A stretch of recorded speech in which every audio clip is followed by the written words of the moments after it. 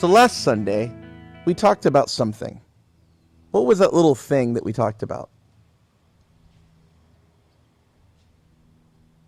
Anybody remember? Mustard seed. Excellent. Ursula gets the gold star. We talked about how the parable of the kingdom of heaven is like a mustard seed. Though the smallest of all seeds, when it grows fully, it becomes this huge shrub that gives shelter to many birds and many things in the area.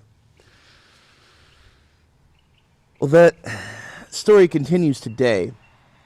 I started off my sermon last week quoting Yoda saying, "Judge me not by my size through." This week I am reminded of the scene where Luke is trying to get his TIE fighter out of the swamp, and he can't do it because he doesn't believe in himself. And then Yoda, just quietly, without making any fanfare, slowly uses the Force, brings it up, and puts it right back on land. And he goes, I don't believe it. And Yoda says, "That is why you fail." So apparently there's a lot of parallels between The Empire Strikes Back and the Old Testament. So great. David is one of many stories in our scriptures that point to the fact that we follow a tradition of the underdog. Always the underdog. The kingdom of Israel is never really on top of power, except maybe in the story of Joshua. But even then, they're trying to make their way into a land as opposed to taking over because they have an empire. Now, I grew up with this story, like many of you did growing up, talking about how Goliath was this big giant, David was this little kid who had faith in God and was victorious. What I like about David is that he defied conventional understanding of what strength and wisdom and success look like. Now, I am not an advocate for war. I am not an advocate for violence or death. But because of the time and place the story was written, it fits. So, you've got the Philistines trying to take over the nation of Israel. Saul, the king, who was called for by the people, is pulling his hair out going, how am I going to win this? None of us have a guy this big. I mean, when a guy is so big he has to have his own shield bearer to go and hold his shield for him, that's saying something, Mr. Frodo. And all these men of Israel are like, what do we do? What do we do? And I imagine when David came running up to his brothers, much like Jacob or Joseph in the book of Genesis, they're probably thinking, go away. You're distracting us from what we need to do, younger brother. You're the youngest one. You have the least amount of power in the situation. Well, this skinny little runt comes up and says, no, I'm going to take this guy on. I'm going to defeat him, but I'm not going to defeat him the way that you think I should. I am going to defeat him by trusting in God to be able to do more than we could do on our own. And what happens? With a slingshot, he kills the greatest warrior in their army. Remember, Saul tried to give him everything he thought was the right thing to do. Bronze armor, bronze shield, bronze helmet, bronze spear, all these things.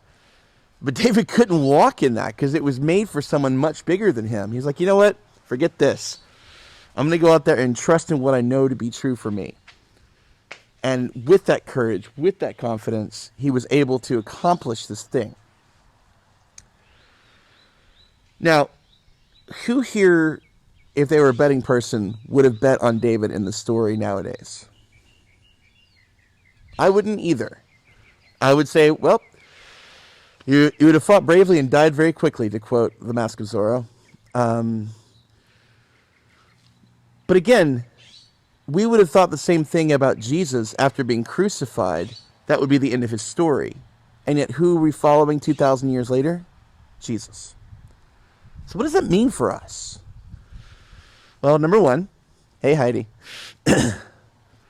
we are a small group. We are a small church in the Episcopal Church. We're a small fraction of Christianity in the Anglican Communion.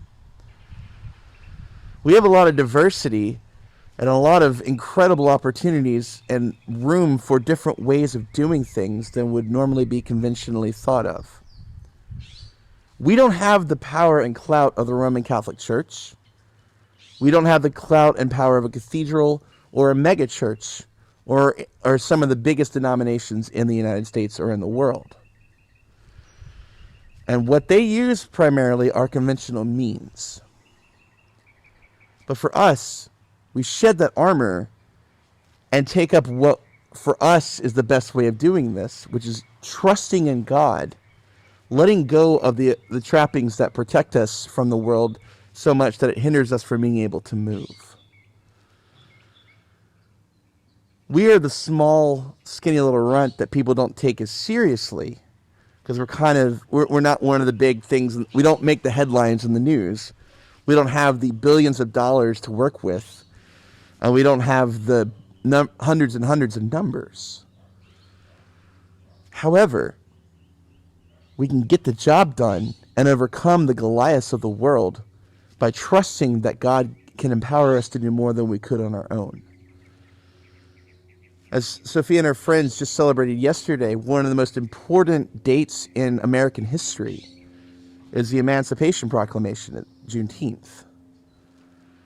And we've come a long way from that time, and we still have a long way to go.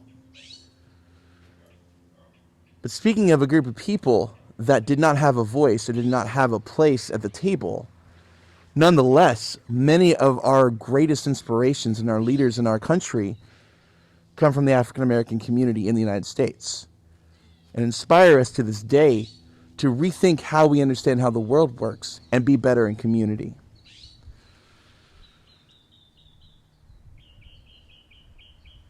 David's story today is not about how much of a better soldier he was. It's about him choosing to trust in something greater than all of the armies of the world combined. Courage, love, strength, trust, faith in the sense of stepping out into the unknown. And as Terry pointed out, we do have a lot of really cool stuff coming up at St. Anne's, and it's coming alive in new ways, building on top of the fertile soil and the rich life that's already been here since its inception. But stepping into that, having concert series to build community and listen to and support fabulous musicians, allowing people to share our space, growing food that we will use for meals, getting back into the shelter meals when the time comes, supporting our youth in their ministry, affirming their confirmation coming up. Many, many more ways of doing this. The question we're being asked is, how do we trust in God that in spite of all the things that we face that seem insurmountable, and believe me, I have been struggling with this a lot in my last few months. How do we remember to trust that we are putting our faith in a God who is able to take that on and give us what we need to do more than we could on our own? So may we not be intimidated, like many people, by the Goliaths of life, and say like David, you know what? I choose to trust that God is here and God is with us and God is going to take care of us in that weird, mysterious way that defies logic many times. That we are called to do this job. We are called to our calling. We are called to be the ones to overcome things that even bigger groups cannot achieve. So whatever that looks like for you as individuals and whatever that looks like for us as a church, let's pick up those stones and start charging over and sling those stones into the head of Goliath and see where love overcomes tyranny, oppression, violence, power, fear, homelessness, evil. Insert whatever thing that causes us to have a world where everyone doesn't have the love that we have here. Amen.